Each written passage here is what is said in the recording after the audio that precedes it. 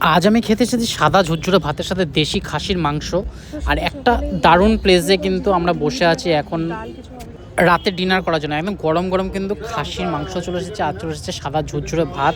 এই ভাতটা কিন্তু মিনিকেট চালের রাইস রয়েছে, কিন্তু এখানকার খাসিটা কিন্তু পিওর দেশি খাসির মাংস, যেটা কিন্তু দারুণভাবে কুকড হয়েছে একদম কুকারের মধ্যে। আমি যেরকম কুকারে রান্না করি, দাদাও কুকারে রান্না করেছে। আমি দুপুরবেলা বলে গেছিলাম যে রাতে এসে আমি খাসি মাংস খাবো, সেই হিসাবে কিন্তু এখানে দেশি খাসি মাংস বানিয়ে দেওয়া হয়েছে একদম ফ্রেশ টাটকা, যেটা হচ্ছে পাহাড়ি অঞ্চলের দেশি খাসি। আমিও খাই, মানে আমাদের লোকাল এরিয়াতে গিয়ে আমিও খাই দেশি খাসি, না ওটা মানে কচি পাঁঠার মাংস আমরা বলি, আর এটাকে এখানে বলে দেশি খাসি।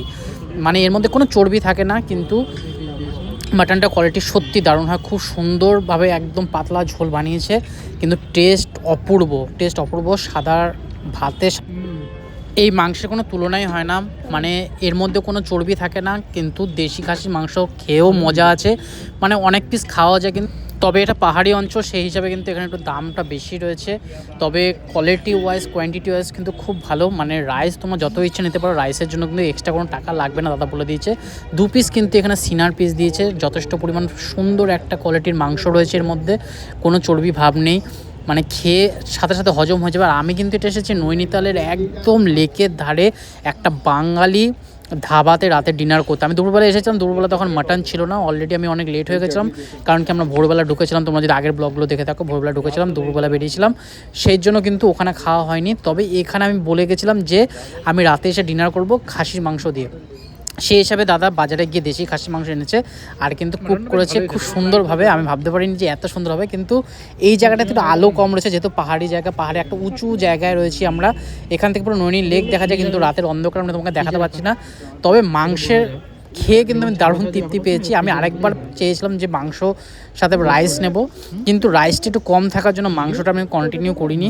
তবে রাইস কিন্তু আমার আরেক প্লেট লাগবে, সেই রাইসটা আমি নিয়েছি। 2 প্লেট রাইসের দরকার ছিল, কিন্তু 1 প্লেট রাইসে দিয়ে। আমি যদি আবার কখনো এখানে আসি, তবে কিন্তু আমি আরেকটা রেস্টুরেন্টও খুঁজে রেখেছি, ওখানেও কিন্তু আমি দেশি খাসি মাংস খেয়ে থাকবো। ওখানটাও কিন্তু খুব পপুলার, কিন্তু আমরা ওখানে ডাইনিংয়ের সিটটা পাইনি, সেই জন্য কিন্তু ওখানে খেতে পারিনি। তবে এখানে খেয়েও যে এত সুন্দর টেস্ট পাবো সেটা ভাবতে পারিনি, দারুণ কোয়ালিটির মাংস। তোমরা যদি কখনো নৈনিতালে আসো, তখন কিন্তু বাঙালি ধাবাতে খেয়ে দেখতে পারো, খুব সুন্দর কোয়ালিটির। এখানে কিন্তু মাটনটা নিয়েছে, মানে 2 পিস দিয়ে নিয়েছে 210 টাকা, রাইস তার সাথে কিন্তু 30 টাকা প্লেট। আর তার সাথে তোমরা যদি এক্সট্রা কন্টিনিউ করো রাইস, সেই ক্ষেত্রে 1 প্লেটের ক্ষেত্রে কোনো টাকা লাগলো না আমাদের, তোমাদেরও 1 প্লেটের ক্ষেত্রে কোনো টাকা লাগবে না।